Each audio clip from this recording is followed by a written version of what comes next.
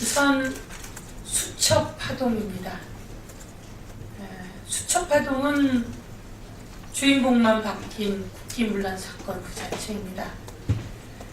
권력을 둘러싼 막장 스토리가 TV에서만 있는 줄 알았는데 현실이 되어서 우리 언론 소재가 되고 있습니다.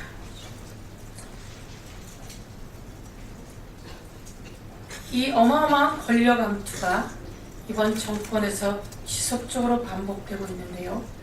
정윤회 국정농단 사건에 대한 그 의혹이 일파만파 번지더니 이제 청와대 대 새누리당의 집안 싸움으로 번지고 있습니다. 정윤회, 문고리 3인방, 동생 박지만, 그리고 김무성 대표, 유승민 의원, 이준석 전 새누리당 비대위원, 손수조 부산시당 당협위원장, um종한 청와대 홍보수석실 행정관, 이동빈 행정관, 신모 새누리당 청년위원장 등장인물이 훨씬 확대되었습니다. 정윤회, 문고리 3인방, 그리고 이렇게 퍼져간 등장인물들, 이 막장 드라마보다 더욱 심한 추한 권력 암투가 진행되고 있습니다. 청와대가 이 수첩파동에 대해 진상조사 중이라고 합니다. 그리고 누구의 편을 들어줄 것인지 판단되면 그 개인의 일탈로 마무리할 것처럼 보입니다. 그리고 그렇게 왔습니다. 하지만 청와대는 um종한 행정관의 사표를 수리함으로써 이것을 마무리하려고 하고 있습니다. 절대 그렇게 할 수가 없습니다. 이런 엉뚱한 상황, 이것을 정리하기 위해서는 질책하고 징계하고 파면해야 합니다. 이 사람의 사표를 은근슬쩍 수리하고 또다시 공기관에 내보낼 수도 있는 상황입니다. 그래서는 안 됩니다. 파면 조치할 것을 강력히 촉구합니다.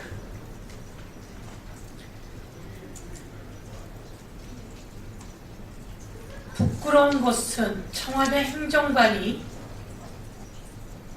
정부 여당을 농락하고 있다는 겁니다. 부끄러운 것은 청와대 행정관까지 나서서 정부 여당의 대표를 농락하고 있다는 것입니다. 이제 대통령이 제대로 돌아보셔야 한다, 이렇게 말씀드리겠습니다. 비선 실세들의 국정농단 특검을 통해서 명명백백히 밝혀야 되겠다 말씀드리고, 검찰은 um종한 즉각 소환해서 수사해야 합니다. 그리고 안봉근 부속실장도 즉각 소환해서 수사해야 합니다. 다시 정윤회, 문고리 3인방, 그리고 이 행정관들까지 모두 소환해서 수사해야 하고, 민정수석 소환해서 수사해야 합니다. 그렇지 않으면 국민이 검찰을 용서하지 않게 될 것이다, 이렇게 말씀드리겠습니다. 그 다음 논평입니다. 부패한 군인들에게 국가 안보를 맡길 수가 없다라는 내용입니다. 하루가 멀다 하고 터져나오는 군의 각종 사건, 사고에 국민들은 불안하기만 합니다. 건설업체에 재취업한 전역한 장교들이 공사 수주 관련해서 현역 장교들에게 어마어마한 돈 봉투를 줬다라고 하는 내용들이 드러났습니다.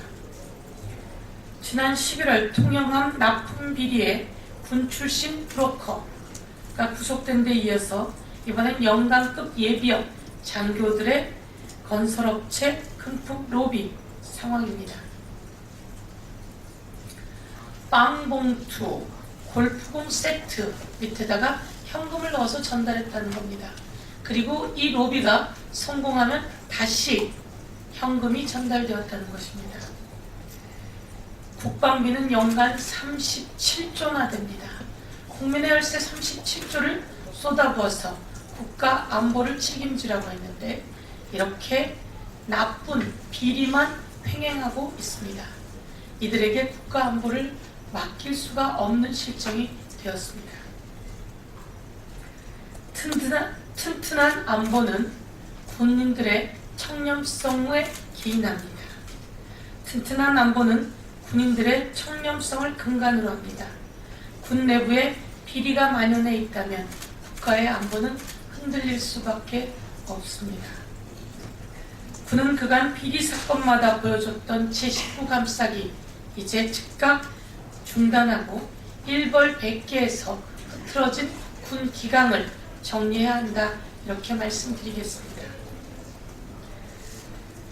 이러한 일로 인해서 묵묵히 일하고 있는 60만 장병들이 마음이 불편해져서는 안 될 것입니다. 묵묵히 일하고 있는 60만 장병들이 자부심을 잃지 않도록 군은 내부 조치를 단단히 해야 할 것이다, 이렇게 말씀드리겠습니다.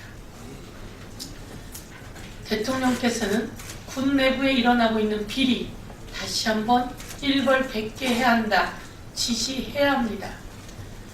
청와대에 있는 우리 안보실장은 뭐하고 있는 것입니까? 이런 것들을 그동안 봐주고 봐줘서 이렇게 키웠다라고 하는 것 자체 반성해야 할 것이다, 촉구합니다.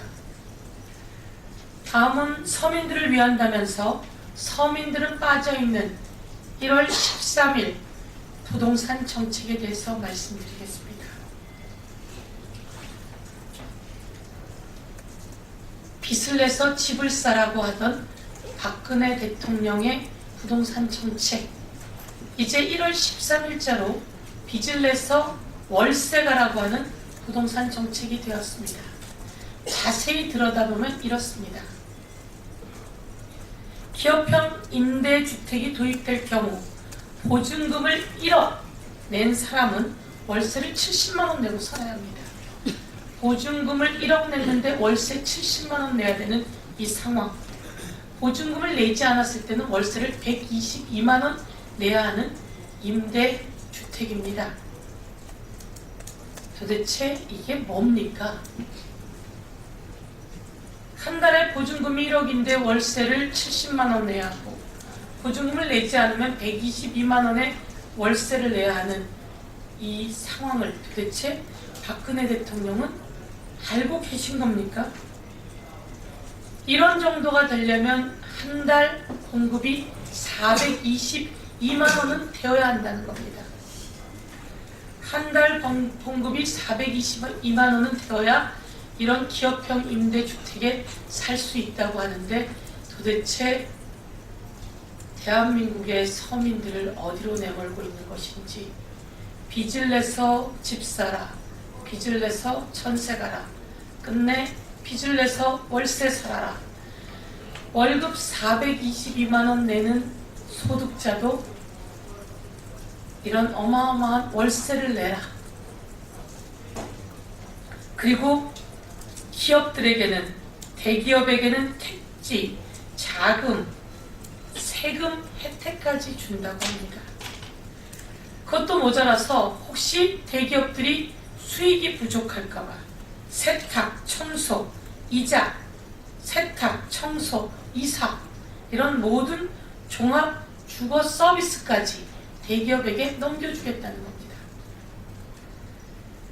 대기업에게 온갖 세제 혜택을 주고, 그리고 세탁, 청소, 이사 등의 종합 서비스 사업까지, 그 이권까지 넘겨주고, 그리고 서민들에게는 빚내서 월세 살으라고 하는 대한민국의 주거정책, 친기업 반서민 주거정책입니다.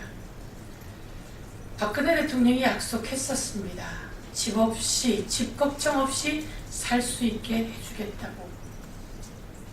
박근혜 대통령은 집 걱정 없이 살 수 있게 해주겠다고 했던 그 정책을 이제 새까맣게 잊어버린 것입니다.